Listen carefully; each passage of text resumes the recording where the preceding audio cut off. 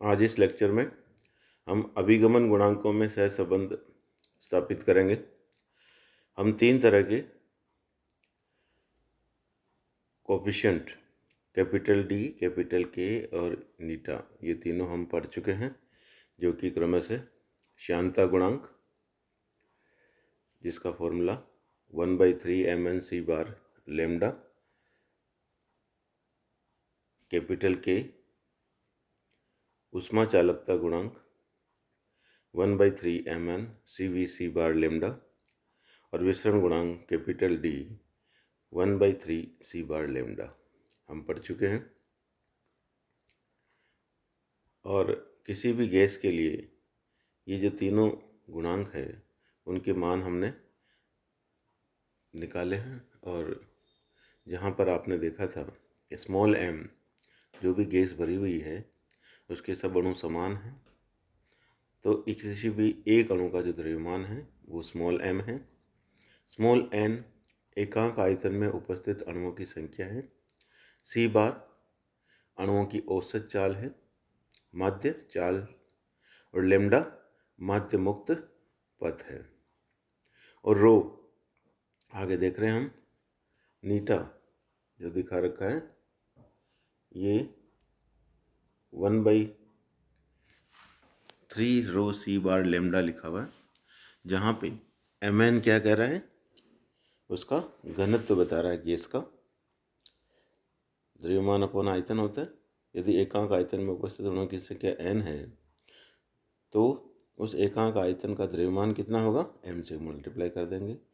तो यहाँ पे mn को रिप्लेस कर दिया रो से, और c बार और लेमडा के रूप में इस तरह से ये हमारे पास नीटा आ गया। इसी तरह से k को यदि हम रो के रूप में लिखें और d में रो है नहीं, तो तीनों जो सूत्र हमारे पास हैं इनकी सहायता से, ठीक है, तीन की सहायता से हमें आपस में इन दोनों में किसी दो में, और फिर फर्स्ट सेकंड, सेकंड का थर्ड और थर्ड का फर्स्ट, यानी तीनों में आपस में क्या रिलेशन हो सकते हैं वो हम निकाल सकते हैं। तो जो पहला सूत्र है कि उसमें हम नीटा का भाग दे दें, तो हम देख रहे हैं 1/3 से 1/3 कट जाएगा, रो से रो कट जाएगा, और सी बार से सी बार कट जाएगा, तो हमारे पास क्या बचेगा, केवल सी भी बचेगा। ये तो ये के अपॉन नीटा यानी ऊष्मा चालकता गुणांक को यदि श्यानता गुणांक से डिवाइड करें तो वो आएगा गैस की विशिष्ट ऊष्मा स्थिर आयतन पर।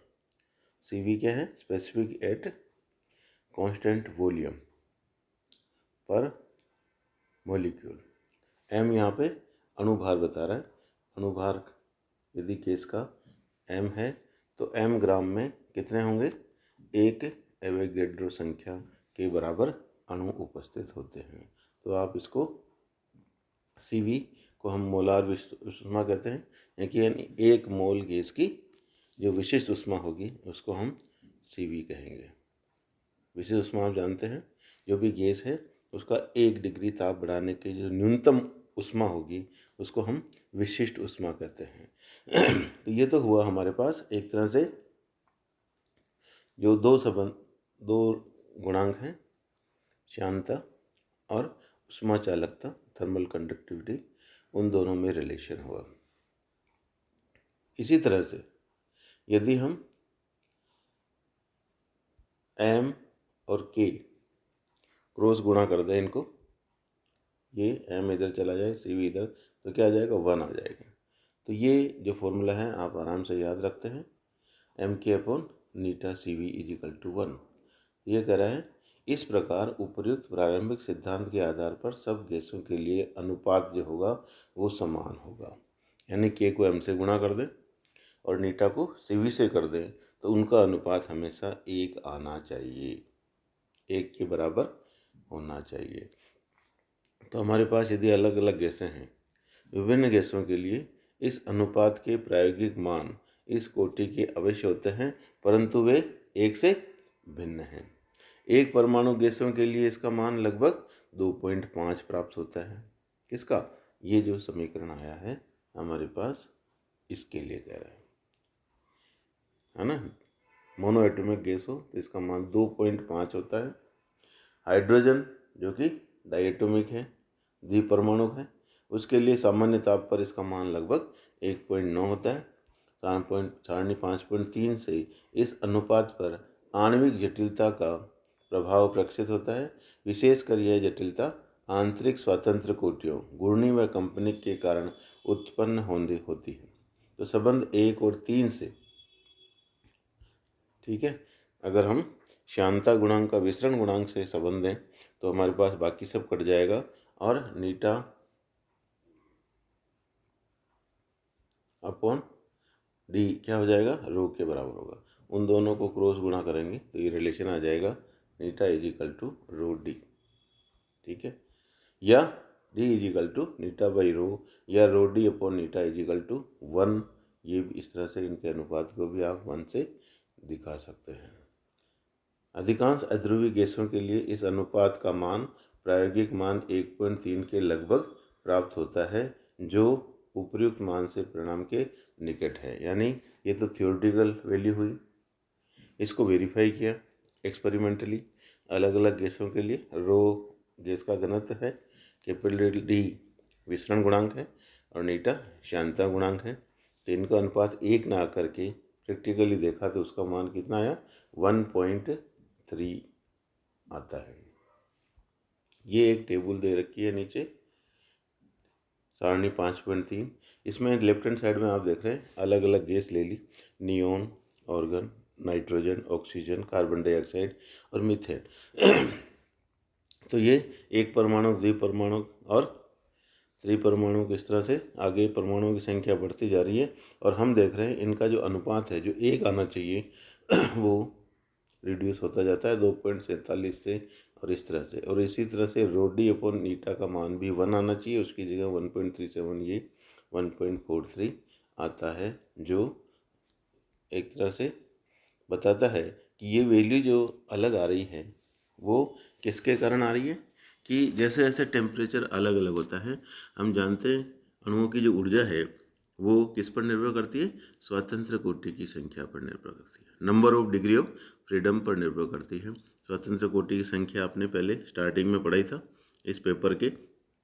किसी भी अणु को स्पेस के अंदर, ज्यामिति के अंदर व्यक्त करने के लिए न्यूनतम निर्देशांकों की संख्या, ठीक है, जिसको हम किससे व्यक्त किया था, ध्यान हो तो आपने स्मॉल एफ से लिखा था।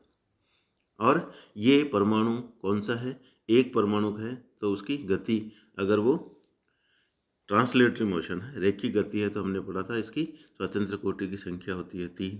और यदि रेखिक गति के साथ साथ यदि वो कौन सी करता है, घूर्णन गति भी करता है, क्या करता है, घूर्णन गति भी करता है, तो वो जिस एक्सिस के सापेक्ष है ना, और उसके लंबवत भी कर सकता है, तो वो वहाँ पे हमने पढ़ा था 2। इसी तरह से वो घूर्णन गति के, ये तो रेखिक गति हुई, ये घूर्णन गति हुई, उसके साथ साथ यदि वो डाइएटॉमिक है तो कंपन गति, अणु अणु के मध्य एक्सिस पर वो क्या करेगा, पास आएगा और दूर जाएगा, तो कंपन गति के कारण फिर हम इस तरह से अलोंग एक्सिस इसकी वैल्यू और बढ़ती जाती है। तो इस तरह से कुल स्वतंत्र कोटि की संख्या में वृद्धि होती जाती है। तो जैसे जैसे टेम्परेचर बढ़ता है वो रोटेशनल मोशन के साथ साथ वाइब्रेशन मोशन भी करता है।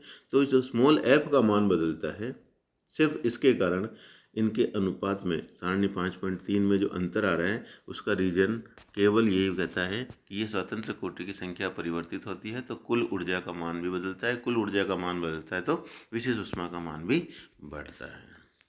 ठीक है, तो इस पर हम देखेंगे तीनों जो स्वतंत्र अपने पास जो नियतांक थे, श्यानता, ऊष्मा चालकता और विसरण गुणांक, इनमें जो संबंध प्राप्त हुए, इनसे एग्जाम में जो भी रिलेशन आता है आप प्रूव कर सकते हैं, और न्यूमेरिकल आता है तो भी आपको इन सूत्र की सहायता से उनकी वैल्यू निकाल सकते हैं। धन्यवाद।